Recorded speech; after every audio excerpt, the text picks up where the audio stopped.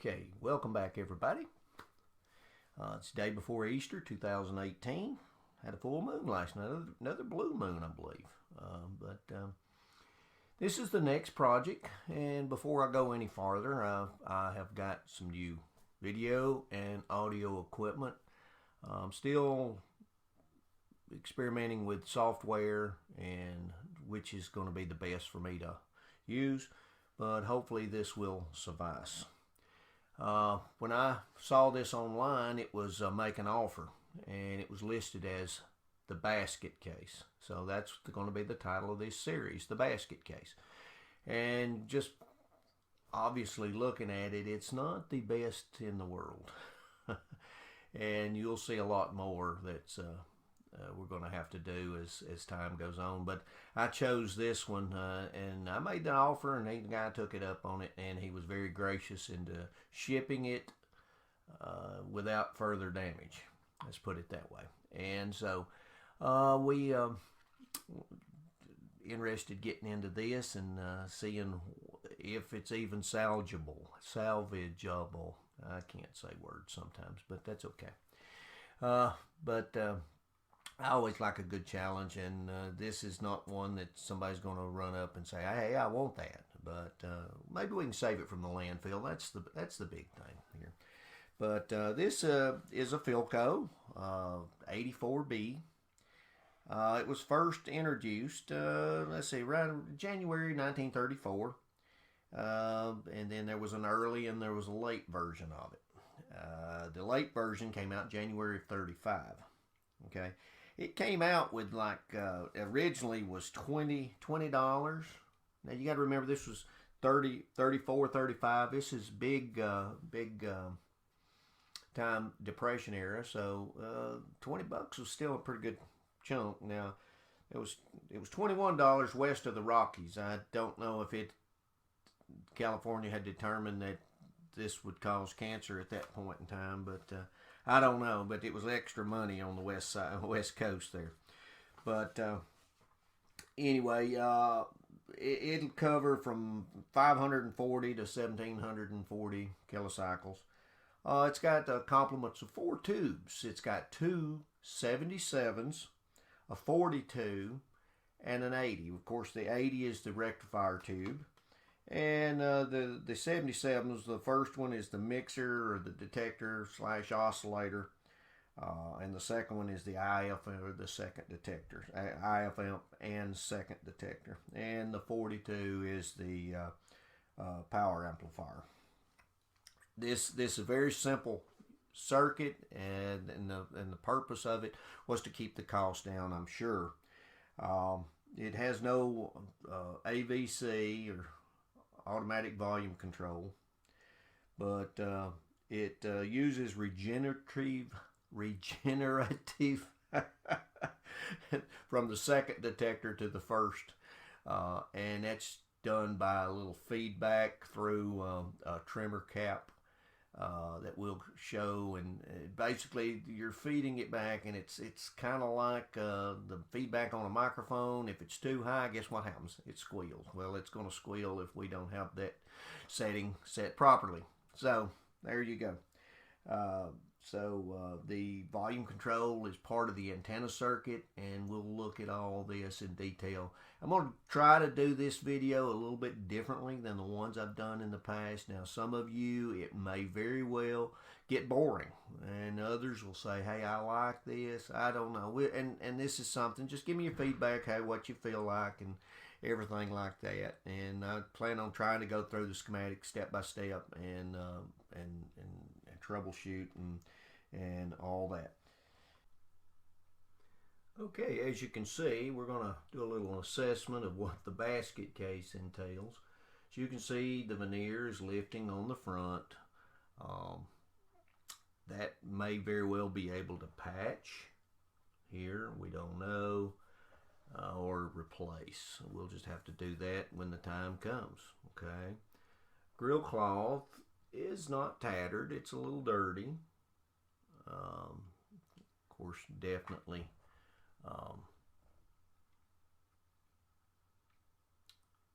it's definitely going to have a refinish.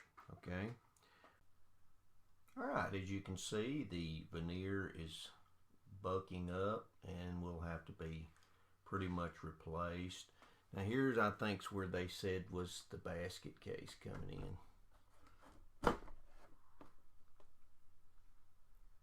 And yes, that could be a problem, but I think we can glue that back on and go from there. So we'll just see how that works. The other side, you can see that it's cracked in places and actually missing some here. So I think we're going to have to re-veneer this for sure.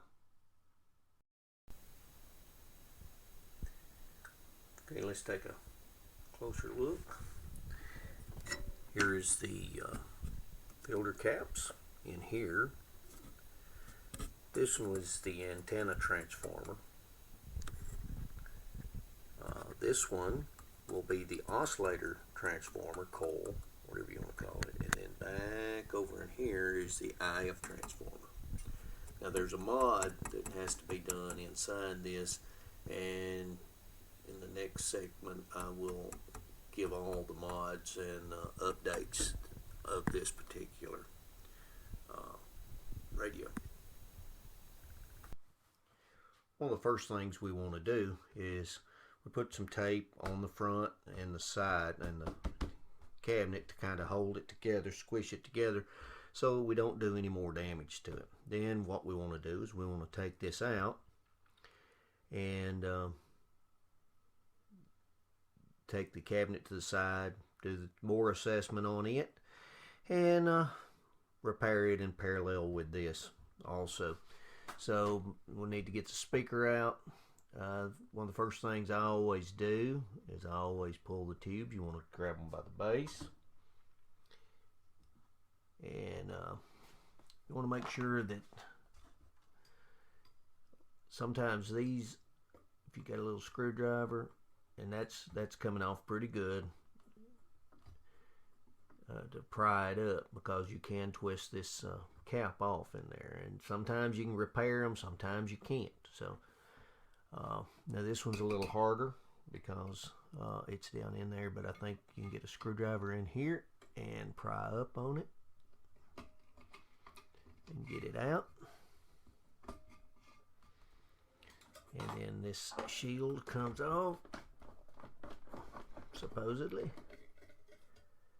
And there we go. Now we can take these tubes out. Now that 80 tube here, the rectifier, it was pretty loose, so we need to look at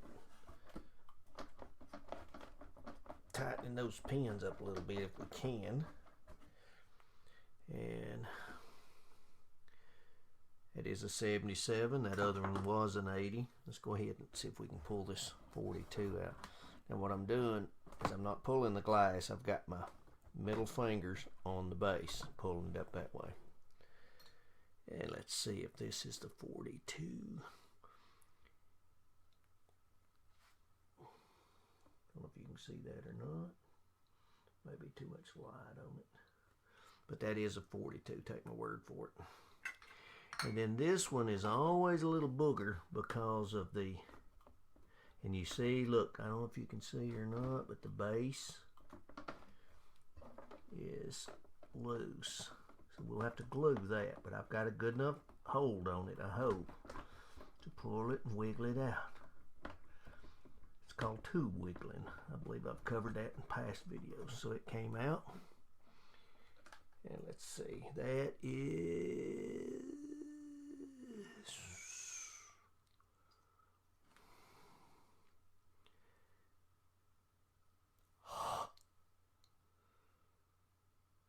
can't bring it back. Sometimes people will scratch it on the side if you're lucky in the past, but I believe I can see 77 there. I believe.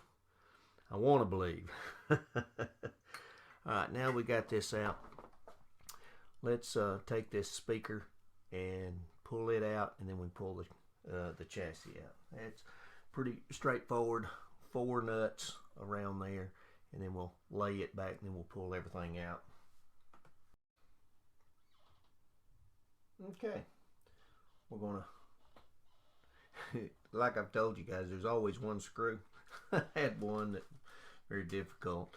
What I plan on doing is, now here's something that I struggle with myself. I recommend, and everybody that does these videos recommends to bag this stuff, and I typically do. However, I'm really bad. One of my bad things is I'll say, well, I'll set it over here to the side and I'll bag it in a minute. Well, a minute turns into 30 minutes, and the next thing I know, I'm looking for this stuff. So it's always best get into the habit of bagging it as you go, and labeling it also. So let's see if we can get this speaker out. And we'll go ahead and take the screws out also, because we're going to have to work on the cabinet anyway. So let's just take a good look here and see what we got. Crack. I'm just wondering if this is a early repair. That looks like that is tape that you make band-aids or bandages out of. But that looks okay. Doesn't seem to be moving any. Now hopefully the coil and everything is good. Let's slide this out as it comes out. Trying not to damage the cabinet. Let's lay it up there like that. And let's move this to the side and see if we can get a better look inside. Okay, we have pulled everything out, and as you can see, this is some sort of aluminum foil or something that's peeling up here. That was kind of a, I guess that's some sort of heat barrier or something. But as you can see, it doesn't look that bad on the inside. Just looks like it's come loose from the front.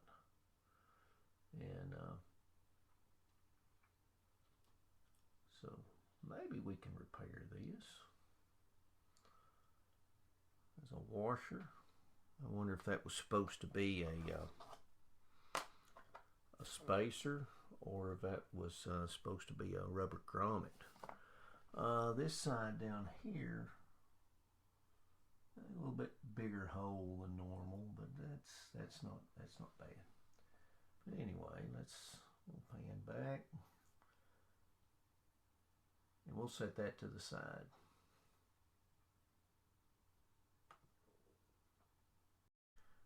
Let's take a look underneath here. And one of the things I discovered is this has got a part of a reduction drive on this, but it's kind of froze up, so it's not working exactly the way that should be. That's going to have to be taken apart, cleaned. So let's turn this over, and you'll be seeing this first time also. Let's see, maybe there's no critters in here. Okay, there we go. All right, there's no add-on capacitors in here, so that means that this is probably hasn't been touched.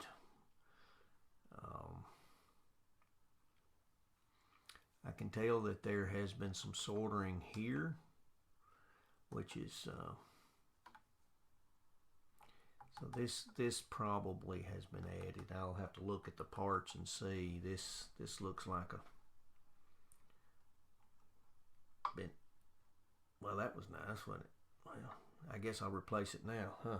I had planned on leaving it. Nah, not really. Anyway, but this looks kind of, hang on a sec. What is this? Some of that foil, some more of that foil, and some spider webs. All right. Some more of that foil and spider webs. I'm going to have to take this outside and just blow it off real good. And Should have done that probably, but I wanted to give a first hand, let you look at it. Here's the block caps. Looks like there's 4 of them. This tube socket should be able to tighten those up a little bit. That shouldn't be a big issue. The resistors, I believe that's a 3 water, if I'm not mistaken. And I probably need to go ahead and order one right now while I'm thinking of it. Get the value and order that. And because I'm betting that that's going to be bad at this point. The transformer, and we'll look at all this, and I'll show you. We'll do some tests on this and for continuity shortly. Don't know if you can see here or not. Some more of that bandaging tape was put around that, used as an insulator from the chassis. So apparently somebody was sticking a nut driver in there and was shorting that out. So that's just my thoughts on that. But should be fairly straightforward. Not that many components at all. But we'll let me clean this mess up, and then we'll start doing some troubleshooting and check our coils and speakers and all that, and see where we stand in our transformer, see where we stand on that. Okay, there's some modifications that needs to be done to this, or has been made to this, some changes by Philco, and there's a recommendation from the Philco forum, Ron Ramirez. One of them is to change, there's a 4 meg resistor in the IF can itself, and it's recommended to drop that to about 2 meg. So we'll be looking at doing that. Also, when you're doing these, it's recommended that you guys go and go to the service bulletins, because what I have found is not all the schematics show the changes. So you go to the service bulletins and it will update what Philco has done over the years. And some of the schematics got changed, some of them didn't. And the schematics does not list all the service bulletins. So go through your service bulletins, and that Philco forum I told you about, I'll put the address on the screen, and it has the updates. One of the things, and Sky Carl put me onto this, and I also found it in the changes in the service bulletin, but the center tap lead on the filament winding, it was eliminated, and also the pilot lamp, one side was grounded. The center tap was removed, and one side of the filament transformer was grounded, and so that's one of the things that was changed. And I think Carl went and was searching for that, and actually took the transformer cover off to look for it to see if it was lost or not. But that was a good thing. I watched Carl on that one. I'm sorry Carl had to go through all that, but we all learn from this stuff. Also, they changed some resistors, and what they done is they dropped them from 1/2 watt resistors. Now these big old dog bones here, they are bigger than the modern ones, and so what they did is they dropped the wattage on some of them to facilitate more room and construction in this. So they dropped them down to 1/3 watt, and they list those. And also they changed the bakelite blocks to different types and different numbers over the years. And also they changed the pilot lamp bracket, and basically my understanding is instead of it having 2 leads to it, now one of them goes to ground. So that's pretty much the changes that I know of on this particular set. You can check, like I say, the Philco forum or Antique Radio forums, and there's a lot of good information out there, and you've got to read through this stuff to figure a lot of it out. Let's take a look at the primary of the transformer windings. Take a look at this schematic.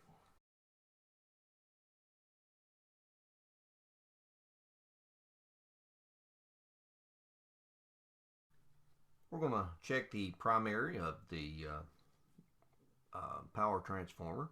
Should be able to go through the power cord, through the power switch, if the power switch is good. So that we can check the winding. We also check the switch. It's a little bit, drags a little bit, or it's a little bit hard there. So let's see if we get anything. All right.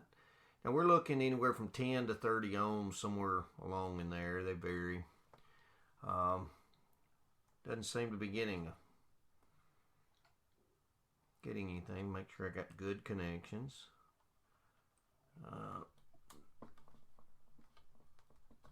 Power switch is on, so let's do this real quick. Let's throw a little jumper across here and see what we get. Oops, sorry. Getting right at 11 ohms. So I think our primary is good, but I think our switch needs to be taken apart and cleaned, or maybe even replaced. We'll just have to wait and see on that. Let's check the filament windings on the rectifier tube, which should be these two pins here. We'll hook one there, one there. There we go, about 1.2 ohms, 1.1, a little over, right at 1 ohm. So I think that's probably okay. Okay, let's check across the high voltage winding. If you think about it, should be a few hundred ohms, because you're stepping voltages up from 110 to say 700 volts, so it's going to be more windings in that. So let's see what we get there. We got about 415 413 across the primary. We're going to check the winding on the other transformer, filament transformer. The one on the rectifier is a 5 volt winding for its filament, and the others are 6.3. So it'll be fairly close to the other, within a few tenths of an ohm, if we can even see that. But we'll go on the output tube, and then we will go to this one here, and we are reading just a tad over 1 ohm. Okay, now here's the other thing. If you'll remember in the service bulletin 178 that the center tap of the filament winding was eliminated, and then one side of it is grounded. Look at this grounding here. I've got this to the ground side of it. So let's go to ground and see what we should see. Almost a dead short there. Should. But apparently this has got a bad connection on this rivet. Probably corrosion, due to corrosion. Okay, as expected, these things are running a little bit longer than I like, but we've still got plenty to go on this radio. Hope you enjoyed this part. We got a really good start on it. In the next one, we'll check the field coil, the output transformer, and then we'll go and check the antenna coil, the IF transformer, and the oscillator coils. And as far as the values of the resistors, what have you, we'll check them, maybe do some on camera, maybe not. We will see. But I'm still learning the process with the new equipment and software, and hopefully I can get a little bit better. So anyway, from Larry from the hills of Tennessee, thanks for watching.